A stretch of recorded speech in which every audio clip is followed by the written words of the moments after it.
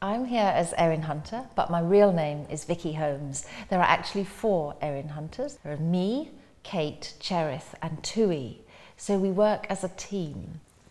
The name Erin Hunter has a rather dull background, I'm afraid. When we first published the books back in 2003, we wanted to go on bookshelves in stores and libraries next to an existing animal fantasy series called Redwall, which is about rats and mice and badgers.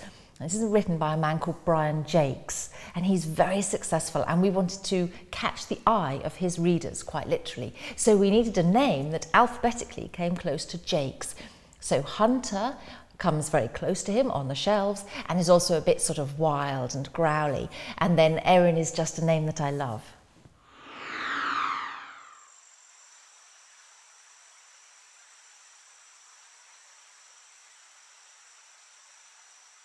A lot of people are curious about how we work. Do we all sit in the same room, writing one sentence each? Do we all share ideas? I'm afraid it's not like that. I come up with all the ideas and I create a storyline, which is often half the length of the final book. And then I send that to one writer and they expand it to the full-length draft. It comes back to me, I go through it very carefully, checking that it all sounds like Erin, and then I send it to the editor. So you can imagine that I create a balloon with all the details and colours, and they blow it up for me. It's a very professional relationship.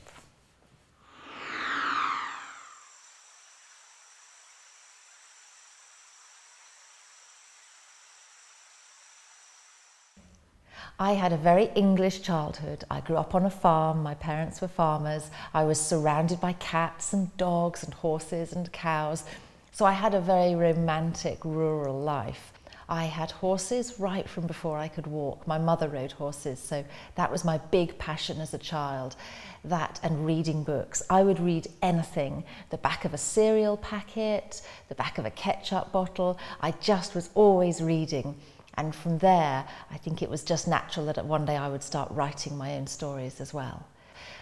When I went to university, I studied English because I love books. And then I was an English teacher for a few years. And then my passion for books overpowered my passion for teaching. And so I became an editor. And from there, I became a writer. So all through my life, I've had a lot of words and animals. Those are the 2 common themes.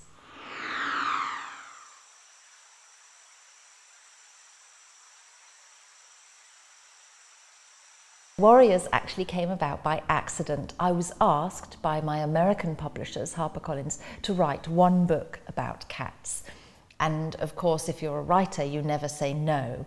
So to make the story interesting for myself, I put into the first storyline all the things that I am passionate about, like religion and friendship and morality and war and whether we need violence and all these complex human issues. And the first storyline was so full that HarperCollins said, this is not one book, this is 6 books. So almost by accident, I had committed myself to writing many more books about cats than I ever intended to.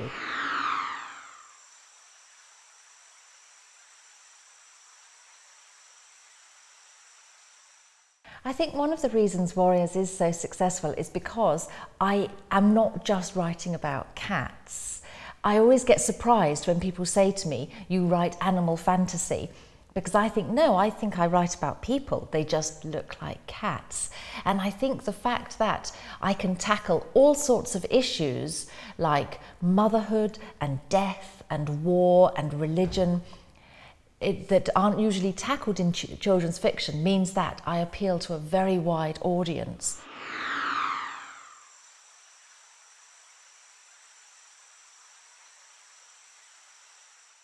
In the second series, The New Prophecy, the cats face one of the most severe challenges yet. Their home in the forest is literally being destroyed by 2 legs, by people, and they will have to find a new home. Of course, this doesn't involve a simple move. It involves a new prophecy, it involves cats going a long quest to find a true home for them, and there will be much danger along the way.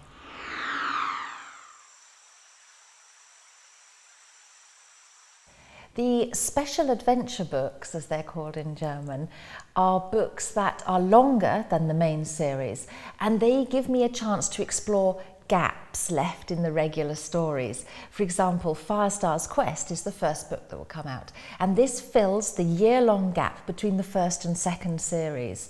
We don't know what happened in the clans during that time, although some things are referred to in later books. But I went back and invented an adventure for Firestar and Sandstorm where they had to leave the clans in search of a mysterious lost clan, one that had been driven out of the forest a long time ago and now was in need of help. I love the special adventures because they give me a chance to fill in gaps and to explore characters that maybe haven't been at the centre of previous stories.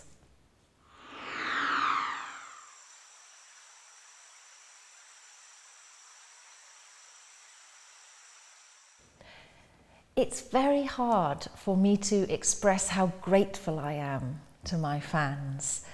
I did not set out to write books that would sell 10 million copies. I did not set out to become famous or even to write a bestseller. I just wrote a book and then I wrote some more books. And it would have ended there had it not been for you buying the books and loving my stories. And it is very hard for me to say thank you enough. I wish I could spend all the time just traveling around the world saying thank you so much. I'm the luckiest person alive, not just because I write, but because you read. So thank you.